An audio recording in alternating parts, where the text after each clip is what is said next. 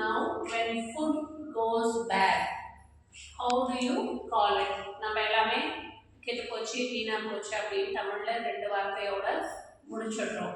ஆனா இங்கிலீஷ்ல there are different words. இப்போ ஆப்பிள் வந்து ஆப்பிள் or any fruit வந்து கெட்டு போச்சுன்னா we say rotten. The apple is rotten.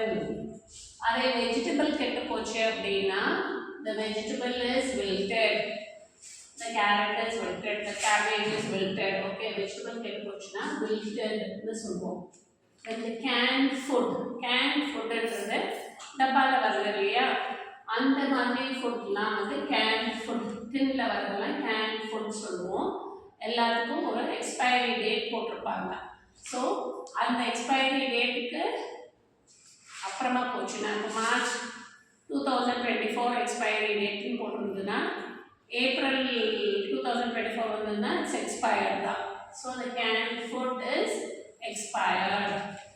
அப்புறம் இந்த வாட்டர் இஸ் ஸ்டாக்னன்ட். தண்ணி ஒரே இடத்துல நின்னா என்ன ஆகும், தண்ணி மூவ்மெண்ட் இல்லாமல் ஒரே பள்ளத்துலையோ இல்லையோ இல்லை ஒரு நீங்கள் இந்த பிளான்ட் தொட்டியெல்லாம் இருக்கு இல்லையா, அதில் இருக்கிற தண்ணி வந்து எடுத்து அப்பப்போ நீங்கள் டிஸ்போஸ் பண்ணிடணும், இல்லை அந்த எக்ஸஸ் தண்ணியை எடுத்துடணும்.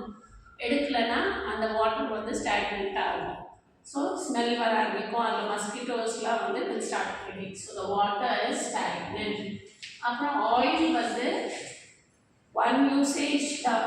ஒரு தடவை ஒரு பொரியோ இல்லை ஏதோ பஜ்ஜி வடை பொரிக்கிறீங்கன்னா அப்பா பஜ்ஜி வடை மட்டுமே அவங்களுக்கு கண்டெல்லாம் பயங்கரமாக போகுது. த ஆயில் இஸ் ரான்சட் சொல்லுவோம். ஒன் டைமுக்கு மேலே யூஸ் பண்ணோம்னா ரான்சட். அது அந்த சுட்ட எண்ணெய்ன்னு சொல்லுவாங்க, அது வந்து ரான்சட். அது திருப்பி ரீயூஸ் பண்ணக்கூடாது. த மில்க் இஸ் ஸ்பாயில்ட். மில்க் தெரிஞ்சு போகிறதுன்னு சொல்கிறோம் இல்லையா, so the milk is spoilt.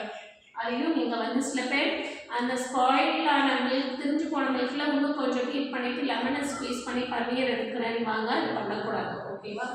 So the milk is spoiled. The cheese is moldy. Butter, வெண்ணெய், சீஸ் இது மேலெல்லாம் அந்த ஒரு ஃபங்கை மாதிரி ஃபார்ம் ஆகும் பிளாக் கலரில். அந்த மாதிரி வந்ததுன்னா the cheese is moldy சொல்லுவோம். it is spoiled food தான், அதை யூஸ் பண்ணக்கூடாது. cheese is moldy. அப்புறம் the bread is stale. பிரெட்டில் வந்து பார்த்தீங்கன்னா ஃப்ரிட்ஜில் வச்சுருந்தாலுமே அந்த ப்ரெட்டுக்கு எக்ஸ்பைரி வந்து 4 days 5 daysனால் அந்த ப்ரெட் பேக்கெட்லேயே இருக்கும். So you should use it within that day. அதுக்கு மேலே போச்சுன்னா இன்னும் 2-3 நாள் ஃப்ரிட்ஜில் வச்சு மேக்ஸிமம் சாப்பிடலாம். அதுக்கப்புறமா போச்சுன்னா என்ன ஆகும், ப்ரெட்டில் அந்த ஃபங்கை மாதிரி பச்சை கலரில் ஃபார்ம் ஆகும். So that stale. The bread is stale. அப்புறம் த பொட்டேட்டோ இஸ் ஸ்ப்ரவுட்டட். பொட்டேட்டோவில் அந்த செடி மாதிரி வரும் இல்லையா, அது மாதிரி வந்ததுன்னா இட்ஸ் பேட், அது ஸ்பாயில் ஆயிடுச்சுன்னு அர்த்தம். அதை you should not consume. So the potato